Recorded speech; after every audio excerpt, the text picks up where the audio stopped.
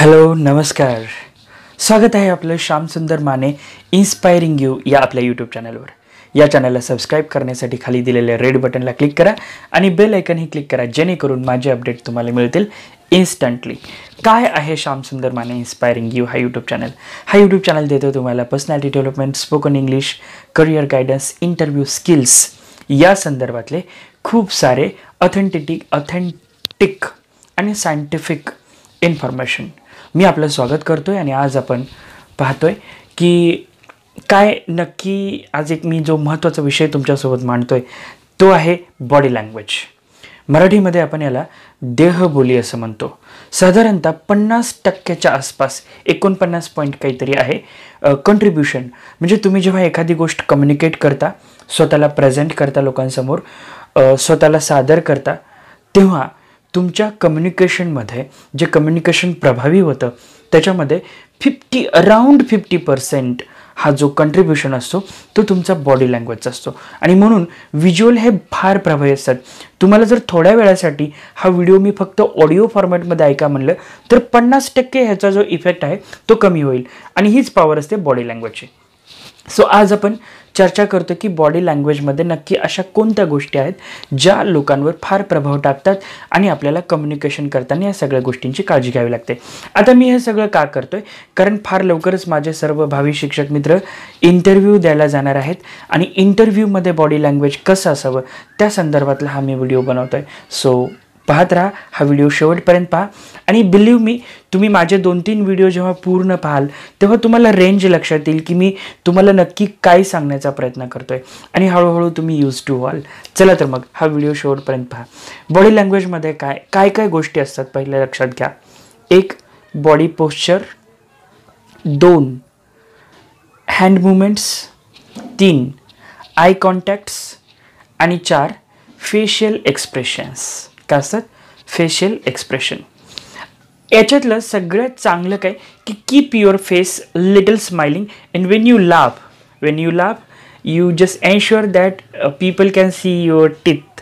Now you can even see my teeth in this video when I'm talking something. It looks nice. Okay, so तुमचे दात दिसतील, असं smile करा थोडंसं, जेणेकरून तुमचा चेहरा थोडा स्माइली राहील आणि लोकांवर त्याचा एक चांगला पॉझिटिव्ह इम्पॅक्ट जाईल. ही एक गोष्ट झाली.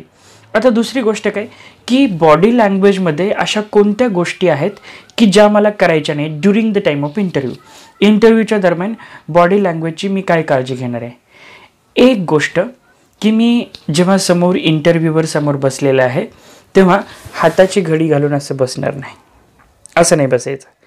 कारण का माहिती आहे का मित्रांनो, या इथं आपलं आहे हृदय आणि आपण याला सपोर्ट करतोय. सो ही जी बॉडी पोश्चर आहे हे डिफेन्सिव्ह आणि थोडंसं काइंड ऑफ अनकम्फर्टेबल मेसेज समोरच्याला देते. सो असं नाही करायचं. हे खांद्याचं पोझिशन, हे हात असं माग, बी सिम्पल लाईक दिस. ओके, हा एक बदल तुम्हाला करायचा बॉडी पोश्चरमध्ये. दुसरी गोष्ट काय की हँड्स मुवमेंट. तुम्हाला जनरली हँड्स हे तुमच्या थाईवर म्हणजे मांडीवर ठेवायचे. असं जर समोर टेबल असेल तरी टेबलवर पण असं ठेवू नका, त्याच्याने तुम्ही दोघं इक्वल आहे असं वाटेल. सो टेबलवर हात नाही ठेवायचे, असे हळूच मांडीवर ठेवायचे. मांडीवर हवं तर तुमचं फाईल ठेवा आणि त्या फाईलवर असे दोन्ही हात ठेवून असं बसा, जेणेकरून हा खांद्याचा पोश्चरही असं व्यवस्थित राहील. त्यानंतर आणखी काय काळजी घ्यायची की जर तुम्ही उभा राहणार असाल तर आणखी एक गोष्ट करायची, खिशामध्ये हात कधीही घालायचे नाहीत. खिशामध्ये हात घालून उभं राहणं हे एक निगेटिव्ह साईन आहे बॉडी लँग्वेजचं. तुम्ही स्टाईल म्हणून कधीतरी करू शकता फोटो काढताना वगैरे, पण 4 लोकांमध्ये खास करून जेव्हा तुम्हाला लोक ऑब्झर्व करतात, तुमचं मूल्यमापन करतात, तुमचं निरीक्षण करतात, तेव्हा खिशामध्ये हात घालून बिलकुल उभं राहायचं नाही. ओके, त्यानंतर आय कॉन्टॅक्ट्स. ह्याला आपण काय म्हणतो? I contacts. आता काही लोक असं म्हणतात की आय कॉन्टॅक्ट्स मेंटेन केले पाहिजे. आता आय कॉन्टॅक्ट्स मेंटेन करणे आणि टक लावून पाहणे याच्यात फरक आहे. आता हे मी कॅमेऱ्यात जेव्हा पाहतो तेव्हा तुम्हाला कंटिन्यू असं वाटतं की मी तुमच्याकडे पाहतोय, पण मी कॅमेऱ्याकडे पाहतोय. ओके, सो टक लावून पाहणे म्हणजे काय तर मी कॅमेऱ्याकडे पाहतोय म्हणून तुम्हाला फील येते की I am looking at you आणि म्हणून तुम्हाला हा व्हिडिओ छान वाटतोय, बरोबर आहे की नाही. सो समोर तुम्ही जेव्हा एखाद्या व्यक्तीला बोलता तेव्हा तुम्ही त्याच्या डोळ्यात डोळे घालून पाहू नका, त्याच्याकडे पहा, असं पहा की त्याच्यासह बाकीच्या गोष्टीही दिसतील. आता फॉर एक्झाम्पल तुम्ही माझ्याकडे पाहताय, पण तुम्हाला त्याच वेळेला हे हार्ट शेपमधलं घड्याळ, हा कप, हे बुक्स, हे माझे स्प्रे वगैरे हे सगळं दिसतंय तुम्हाला. तर असं तुमचा व्ह्यू असं ब्रॉडर ठेवा त्याच्याकडे. आणि साधारणतः कम्युनिकेशन आपण जेव्हा करतो तेव्हा समोरच्या माणसाचे फेस रीड करता आलं पाहिजे. आता फॉर एक्झाम्पल मी म्हणालो इंग्रजीमध्ये एकूण 3 आर्टिकल्स आहेत. आता ज्याला माहीत आहे तो हो पुढं. म्हणजे काय की तुम्ही आय कॉन्टॅक्ट ठेवता म्हणजे काय करता, तर तुम्ही तुमच्या डोळ्याच्या मदतीने समोरच्या माणसाला तुम्ही जे बोललात त्याचा त्या माणसावर काय परिणाम झाला हे समजून घेण्याचा प्रयत्न करताय. म्हणून आय कॉन्टॅक्ट्स ना हे फार तुम्हाला मदत देतील, फार मदत करतील जेव्हा तुम्ही त्याचा योग्य उपयोग कराल. ह्याचा उपयोग काय की तुम्ही बोलल्यानंतर समोरच्याच्या चेहऱ्यावर काय भाव उमटतात हे समजून घेण्याचा प्रयत्न करा. ते खुश होतात, नकार येतो, कपाळावर अट्या पडतात, असं काही करतात, असं काहीतरी. म्हणजे याच्यावरून तुम्हाला लक्षात येईल की तुम्ही जे बोलताय ते त्या लोकांना आवडतंय का आवडत नाही, ते ॲग्री होत आहेत का ॲग्री होत नाही. सो नेहमी आय कॉन्टॅक्ट मेंटेन करा. तुम्ही जेव्हा क्लासमध्ये शिकवता त्यावेळेला सुद्धा तुम्ही हे टेक्निक वापरायला हवं की तुम्ही जेव्हा एखादा विषय शिकवता तेव्हा विद्यार्थ्यांच्या चेहऱ्यावरचे हावभाव तुम्हाला पाहायचे असतात आणि ते फक्त आय कॉन्टॅक्ट्स मेंटेन केल्यानेच येतं. सो आय कॉन्टॅक्ट करणे म्हणजे एखादी गोष्ट बोलल्यानंतर समोरच्या व्यक्तीच्या चेहऱ्याकडे पाहायचं. माझं MA झालं आहे असं करून तुम्ही त्यांच्याकडे पहा, जेणेकरून त्यांना हा फील येईल की तुम्ही त्यांच्याकडे लक्ष देत आहे. असं कंटिन्यू खाली डोळे करूनही बोलू नका. आय कॉन्टॅक्ट मेंटेन करायचा सगळ्यात चांगला पर्याय आहे तो काय की तुम्ही बोलत असताना त्यांच्याकडे बघा. इतर वेळेला ते काय म्हणतात ते ऐकण्याचा प्रयत्न करा, शून्य नजर देऊन वगैरे. हा झाला आय कॉन्टॅक्टचा भाग. त्यानंतर बॉडी लँग्वेजमध्ये तुम्ही जेव्हा एखादी गोष्ट एक्सप्लेन करता, एखादी गोष्ट बोलता, तेव्हा तुम्हाला काय करायचं असतं की बॉडी लँग्वेज कशी डेव्हलप करावी याच्याबद्दल फार काही डिटेल्स नाही आहेत. बॉडी लँग्वेजबद्दल फार काही डिटेल्स नाहीत असं म्हणण्यापेक्षा खूप काही शिकवण्यासारखं नाही याच्यामध्ये. सिम्पली तुम्ही जेव्हा उभारता तेव्हा सरळ उभारा, लीन फॉरवर्ड प्रेफर करू शकता, स्टँड स्टिप प्रेफर करू शकता, बट डोंट गो बॅकवर्ड. तुम्ही बसताना असं पाठीमागत आणलं जाऊ नका जेणेकरून ते थोडंसं ॲबनॉर्मल वाटेल. सो लीन फॉरवर्ड असं असेल, दॅट इज बेटर. त्यानंतर बॉडी लँग्वेजमध्ये आणखी एक गोष्ट महत्त्वाची काय की तुम्ही जर बॉडी लँग्वेज डेव्हलप करण्याचा प्रयत्न करताय, आता मी डेव्हलप करण्याचा प्रयत्न करताय म्हणताना हा माझ्या हँड्स आहेत ते असे ग्रो करतोय. Okay, so this indicates development.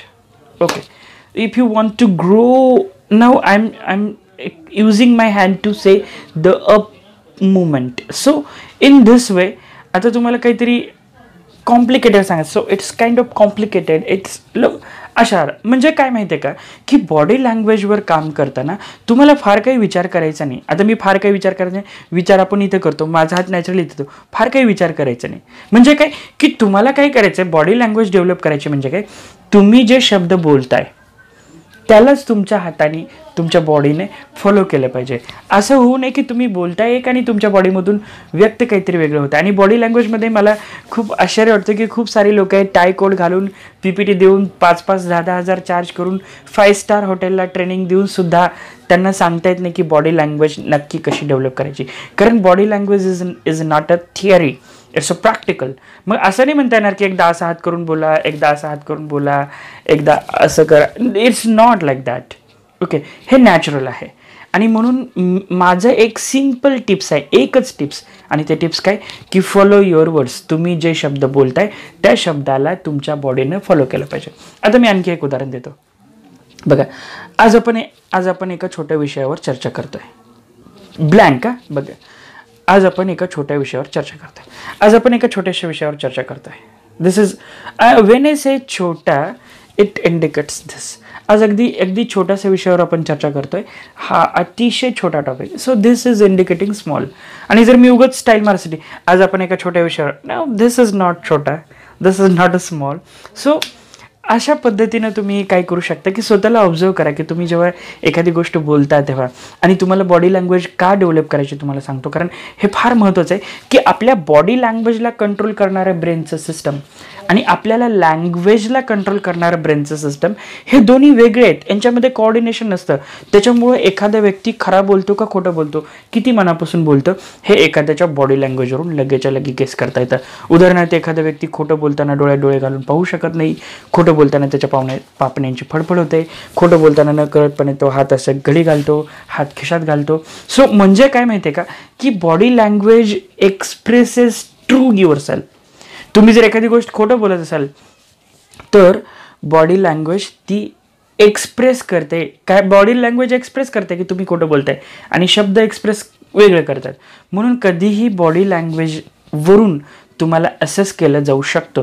So म्हणून बॉडी लँग्वेजवर थोडंसं काम करा, थोडंसं विचार करा की काय आहे. हा टॉपिक नक्की हटके आहे, पण माझ्या कम्युनिकेशन स्किल या सिरीजमध्ये याच्या अगोदर मी एक व्हिडिओ बनवला होता बॉडी लँग्वेजवर, तो पण व्हिडिओ तुम्ही हवं तर पहा.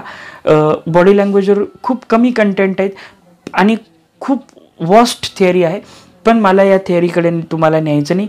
मला तुम्हाला वन लाईनमध्ये सांगायचं आहे, तुम्ही जे बोलताय ते तुमच्या शब्दामधून व्यक्त झालं पाहिजे. काय तुम्ही जे बोलताय ते तुमच्या शब्दामधून व्यक्त झालं पाहिजे. मला एक प्रॉब्लेम आहे, इट शुड इंडिकेट मला एक 2-4 प्रॉब्लेम आहेत, इट शुड इंडिकेट लाईक धास. म्हणजे काय की हा एवढं जरी कोऑर्डिनेशन तुम्ही केलं, एवढं छोटंसं कोऑर्डिनेशन जरी, now you are getting that how I am. आता आय एम म्हणताना मी असं करतो, how I am expressing myself. So अशा पद्धतीने जर बॉडी लँग्वेज तुम्ही काम करत असाल तर तुम्हाला त्याच्यात इम्प्रूव्हमेंट होईल. आणि इवन काही यूट्यूब क्रिएटर जर माझा हा चॅनल पाहत असतील तर मी त्यांनाही सांगतोय की तुम्ही कॅमेऱ्याच्या फ्रेममध्ये एवढं हात असं करू नका, this looks not okay. Okay, so काही लोक आहेत असं एवढंच हँड मुवमेंट करतात. So it's not okay, you can keep this much space at least. काही माझे यूट्यूब क्रिएटर आहेत जे अगदी असं एवढ्यातच हँड मुवमेंट असतात त्यांचे एवढ्यात. So this is not okay. So जर तुम्ही यूट्यूब क्रिएटर असाल तर यूज द स्पेस. ओके, चला मी श्याम सर आपला निरोप घेतोय, पण हा व्हिडिओ कसा वाटला नक्की कळवा. Bye bye.